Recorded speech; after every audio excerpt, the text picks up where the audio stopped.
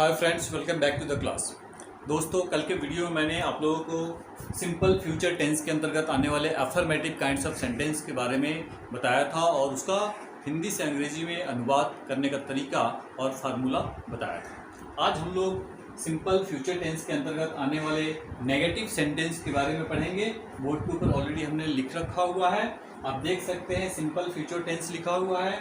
Then यहाँ हमने दो फार्मूले को लिखा है। यह फार्मूला जो है नेगेटिव सेंटेंस,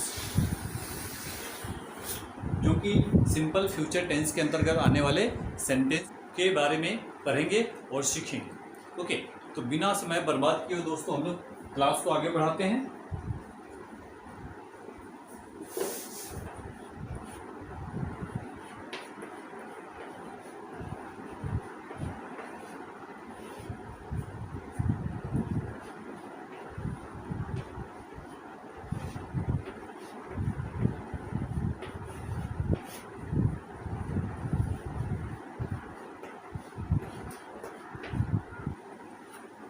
मैं आपकी मदद नहीं करूंगा।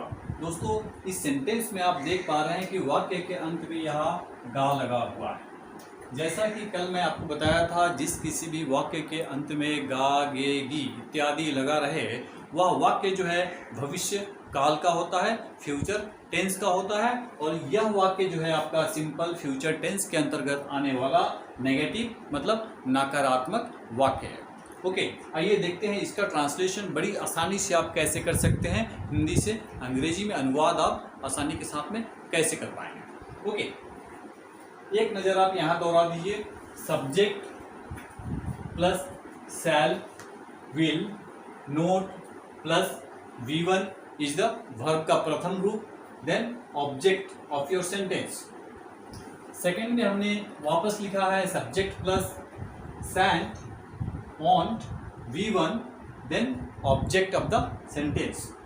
दोस्तों, इन दो फार्मूले के माध्यम से हम इस वाक्य को जो है कि हिंदी से अंग्रेजी में अनुवाद करेंगे। ओके, मैं आपकी मदद नहीं करूंगा।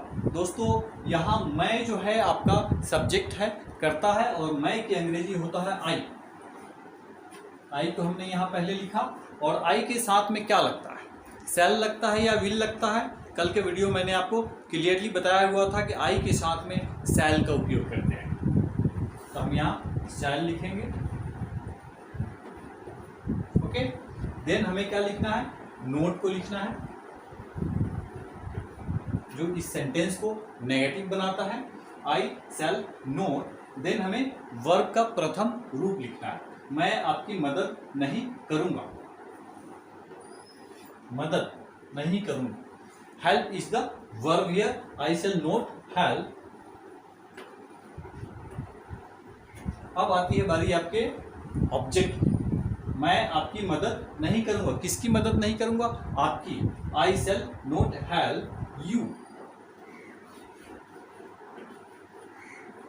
दोस्तों, आपका यह सेंटेंस जो है बड़ी आसानी के साथ में इस फार्मूले के माध्यम से हिंदी से अंग्रेजी में ट्रांसलेट हो चुका है। I shall not help you। इसी सेंटेंस को आप इस सेकेंड फार्मूले के माध्यम से भी आप ट्रांसलेट कर सकते हैं। जैसे कि आप जानते हैं,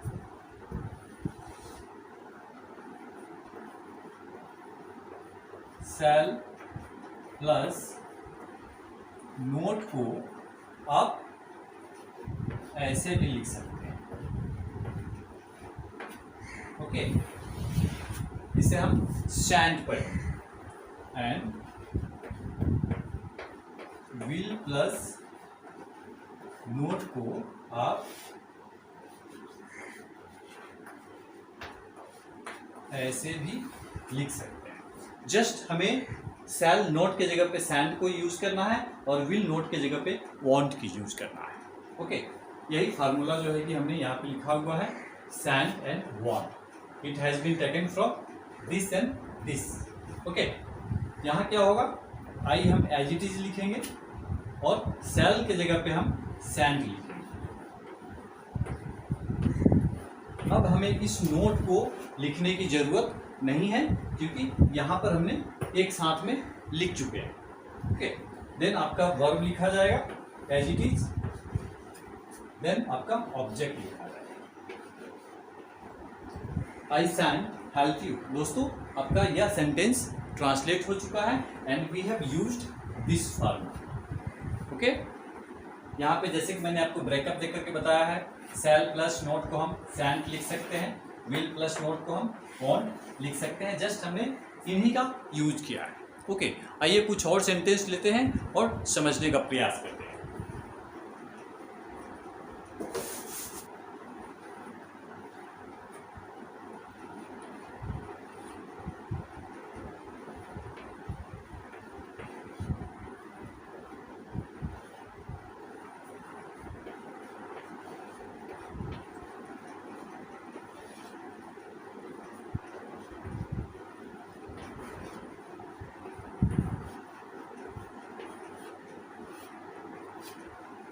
दोस्तों आपका अगला वाक्य है तुम लोग परीक्षा नहीं दोगे। ओके, इस सेंटेंस में देखिए आपका सब्जेक्ट क्या है, तुम लोग। इसकी अंग्रेजी होता है you and you is the second person. Okay, यह आपका जो सब्जेक्ट है यहाँ सेकेंड पर्सन का सब्जेक्ट है और इसके साथ में हम क्या यूज करते हैं, विल को यूज करते हैं। तो हम यहाँ विल को लिखेंगे, देन हम नोट को लिखेंगे। अब आती है बारी आपके वर्ब की, तुम लोग परीक्षा नहीं दोगे, you will note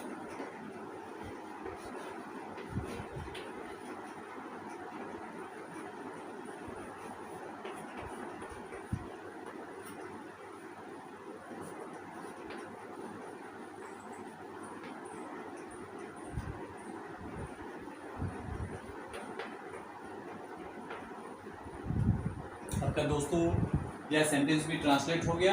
you will not appear at the examination, तुम लोग परीक्षा नहीं दोगे। अगर हमें इस फार्मूले के हिसाब से करना होगा तो हम क्या करेंगे, यू को हम एज इट इज लिखेंगे,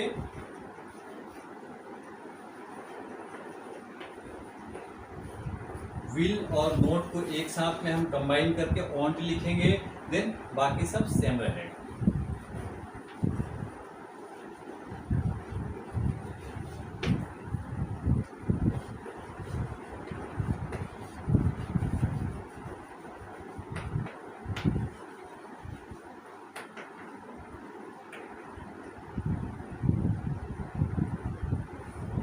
you want appear at the examination, ये जो है आपका सेकेंड वाले फार्मूले के हिसाब से हमने लिखा हुआ है। पहले वाले में आप ध्यान से देखिए, विल और नोट दोनों अलग अलग लिखा हुआ है, लेकिन हमने यहाँ पे क्या किया है, दोनों को एक साथ जो फॉर्म है वन उसको यूज किया है।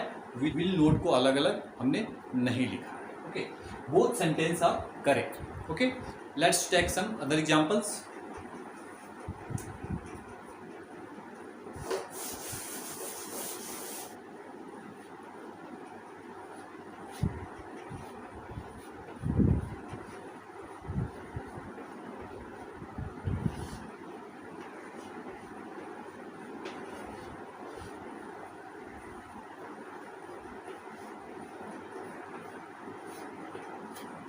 दोस्तों आपका अगला वाक्य है वह त्याग पत्र।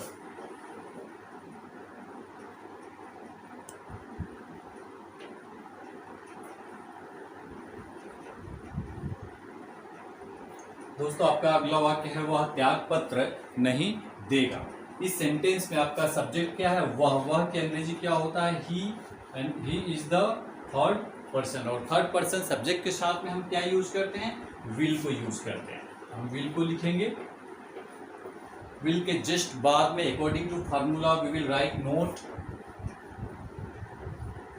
देन अब बारी आती है वर्ब के प्रथम रूप की, मतलब V1 की। यहाँ वर्ब क्या है, वह त्याग पत्र नहीं देगा, he will not resign.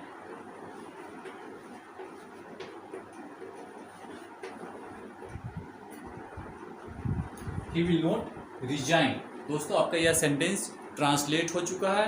Really it is very simple, nothing rocket science. Okay, second type में क्या होगा, ही को हम एज इट इज लिखेंगे एंड विल नोट को यहाँ अलग अलग हमने लिखा है, हम एक साथ में लिख लेंगे। यहाँ पर वॉन्ट रिजाइन।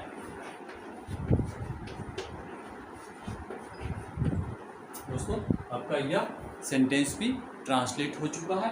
दोनों ही तरीकों से हमने आपको बताने का प्रयास किया है। I hope you will understand it. Okay, कुछ और एग्जांपल्स लेते हैं ताकि आप लोगों को जो है कि और बेहतर तरीके से मैं समझा पाऊँ। ओके,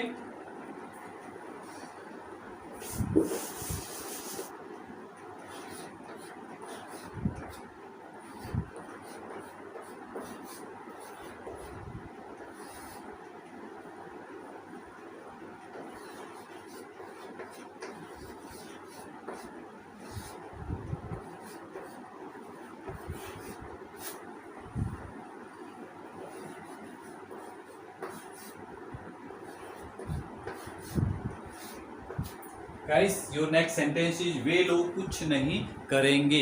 वे लोग, they is the subject in this sentence. आपका सब्जेक्ट क्या है? They, and they is the third person. इसके साथ में हम विल को यूज करें। विल को हमने एज इट इज लिखा। सेंटेंस क्या है आपका? वे लोग कुछ नहीं करेंगे। दे विल, विल के जस्ट बाद में हम नोट लगाएंगे ताकि यह सेंटेंस आपका नेगेटिव बन जाएगा। ओके, वे लोग कुछ नहीं करेंगे। They will not do anything.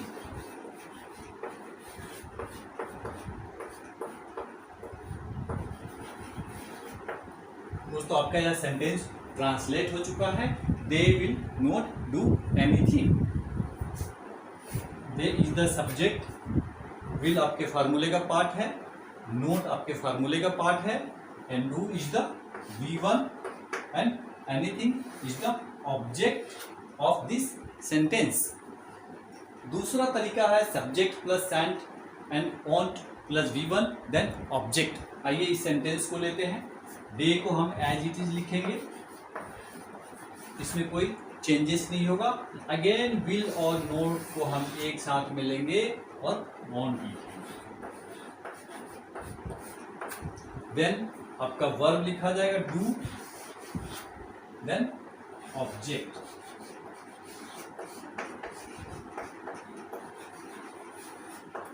दोस्तों आपका सेंटेंस बनता है दे ऑन डू एनीथिंग। वे लोग कुछ नहीं करेंगे। दोस्तों आपने देखा कि कितनी आसानी के साथ में फटाफट जो है कि हम लोग एक के बाद एक सेंटेंस को लेते गए और उसका ट्रांसलेशन जो है हम लोगों ने बहुत ही आसानी के साथ में हिंदी से अंग्रेजी में करके आप लोगों को बताया।